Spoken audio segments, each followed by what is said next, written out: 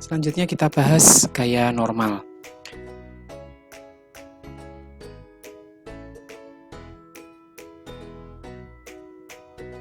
Nah, kalau kita lihat di sini ada sebuah buku terletak di atas meja. Nah, di sini antara buku dan meja itu terdapat kontak. Nah, sehingga pada masing-masing permukaan buku dan meja itu akan bekerja gaya yang kita sebut sebagai gaya normal. Nah, kalau kita lihat di sini, buku itu berada di atas meja, dia memberi gaya berat ke bawah, yaitu sebesar W. Buku memberi gaya berat ke bawah sebesar W.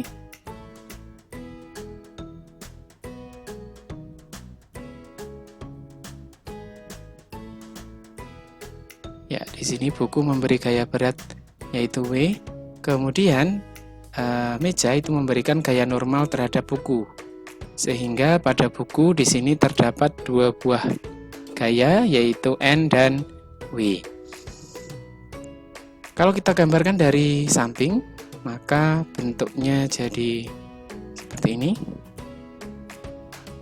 Di bidang meja, kemudian ini bukunya berada di atas meja.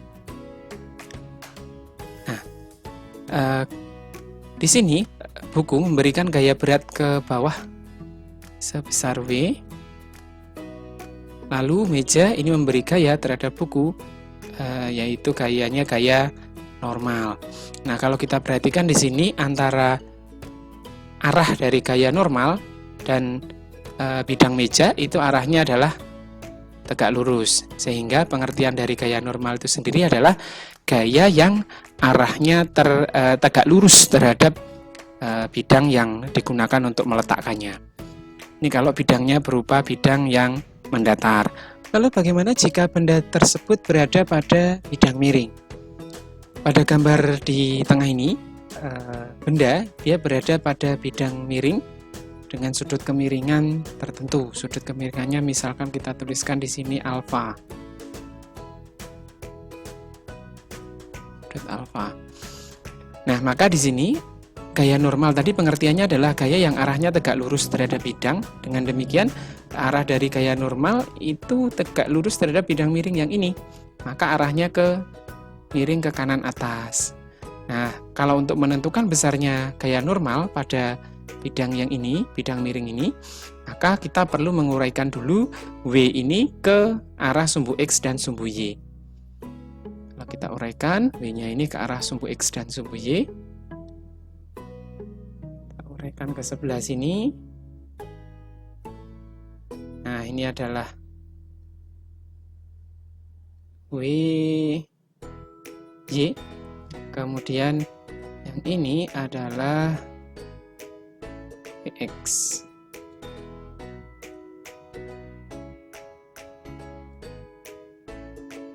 Nah, dengan demikian vektor gaya W ini sudah kita uraikan pada masing-masing sumbu X dan sumbu Y. Sumbu X ini adalah sumbu yang sejajar dengan bidang miring, kemudian sumbu Y ini adalah yang tegak lurus terhadap bidang miring. Nah, dari sini kita lihat kalau benda ini bergerak, maka benda ini akan bergerak sejajar dengan bidang miring. Tidak ada gerakan yang arahnya pada sumbu Y, geraknya hanya pada sumbu X saja. Dengan demikian, sigma F yang berlaku untuk sumbu Y, karena geraknya hanya pada sumbu X saja, dia nilainya sama dengan 0.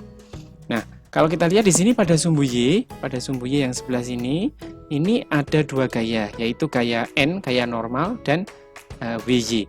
Sehingga di sini kalau kita tuliskan maka jadi N dikurangi dengan WY sama dengan 0, atau N-nya ini sama dengan WY.